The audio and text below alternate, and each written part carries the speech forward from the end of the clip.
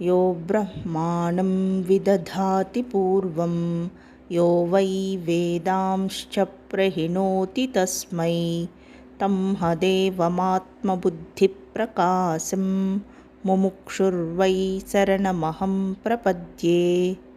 ध्यानम्।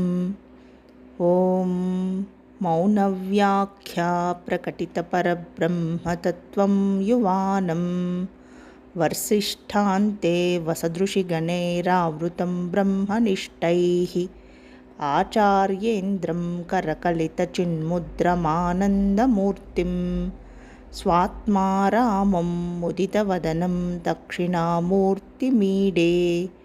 वटविटपि समीपे भूमिभागे निषण्णं सकलमुनिजनानां ज्ञानदातारमारात्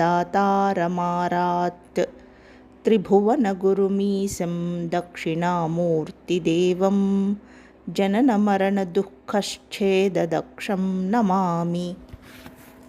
चित्रं वटतरोर्मूले वृद्धाः शिष्याः गुरुर्युवा गुरोस्तु मौनं व्याख्यानं शिष्यास्तुश्छिन्नसंशयः। ॐ नमः प्रणवार्धाय शुद्धज्ञानैकमूर्तये निर्मलाय प्रशान्ताय दक्षिणामूर्तये नमः। गुरुर्ब्रह्मा गुरुर्विष्णुः गुरुर्देवो महेश्वरः गुरुः साक्षात् परं ब्रह्मा तस्मै श्रीगुरवे नमः। निधये सर्वविद्यानां भिषजे भवरोगिणां गुरवे सर्वलोकानां दक्षिणामूर्तये नमः। चिदोघनाय महेशाय वटमूलनिवासिने सच्चिदानन्दरूपाय दक्षिणामूर्तये नमः। ईश्वरो गुरुरात्मेति मूर्तिभेदविभागिने व्योमवद्व्याप्तदेहाय दक्षिणामूर्तये नमः।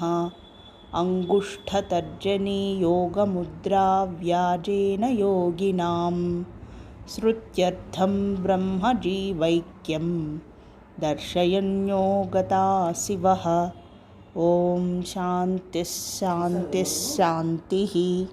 विश्वं दर्पणदृश्यमाननगरीतुल्यं निजान्तर्गतं पश्यन्नात्मनि मायया बहिरिवोद्भूतं यथा निद्रया यः साक्षात् कुरुते प्रबोधसमये स्वात्मानमेवाद्वयम् तस्मै श्रीगुरुमूर्तये नम इदं श्रीदक्षिणामूर्तये। बीजस्यान्तरिवाङ्कुरो जगदिदं प्राङ्निर्विकल्पं पुनः मायाकल्पितदेशकालकलना वैचित्र्यचित्रीकृतं मायावीव विजृम्भयत्यपि महायोगी वयस्वेच्छया तस्मै श्रीगुरुमूर्तये नम इदं श्रीदक्षिणामूर्तये। यस्यैव स्फुरणं सदात्मकमसत्कल्पार्थगं भासते साक्षात् तत्त्वमसीति वेदवचसा यो बोधयत्याश्रितान् यः साक्षात् करणाद्भवेन्न पुनरावृत्तिर्भवाम्भोनिधौ तस्मै श्रीगुरुमूर्तये नम इदं श्रीदक्षिणामूर्तये। नानाच्छिद्रघटोदरस्थितमहादीपप्रभाभास्वरं ज्ञानं यस्य तु चक्षुरादिकरणद्वारा बहिस्पन्दते जानामीति तमेव भान्तमनुभात्येतत्समस्तं जगत् तस्मै श्रीगुरुमूर्तये नम इदं श्रीदक्षिणामूर्तये।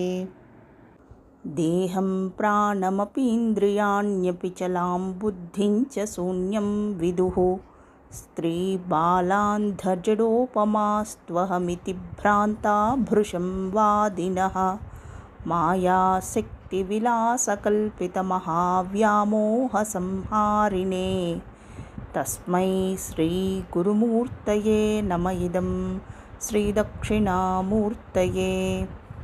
राहुग्रस्तदिवाकरेन्दुसदृशो मायासमाच्छादनात् सन्मात्रः करणोपसंहरणतो यो भूत्सुषुप्तः पुमान् प्रागस्वाप्समिति प्रबोधसमये यः प्रत्यभिज्ञायते तस्मै श्रीगुरुमूर्तये नम इदं श्रीदक्षिणामूर्तये।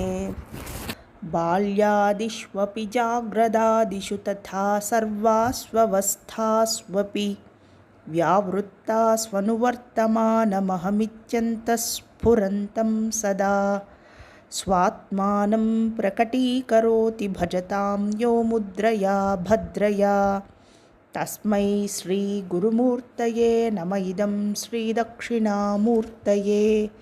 विश्वं पश्यति कार्यकारणतया स्वस्वामिसम्बन्धतः शिष्याचार्यतया तथैव पितृपुत्राद्यात्मना भेदतः स्वप्ने जाग्रति वा य एष पुरुषो माया परिभ्रामितः तस्मै श्रीगुरुमूर्तये नम इदं श्रीदक्षिणामूर्तये।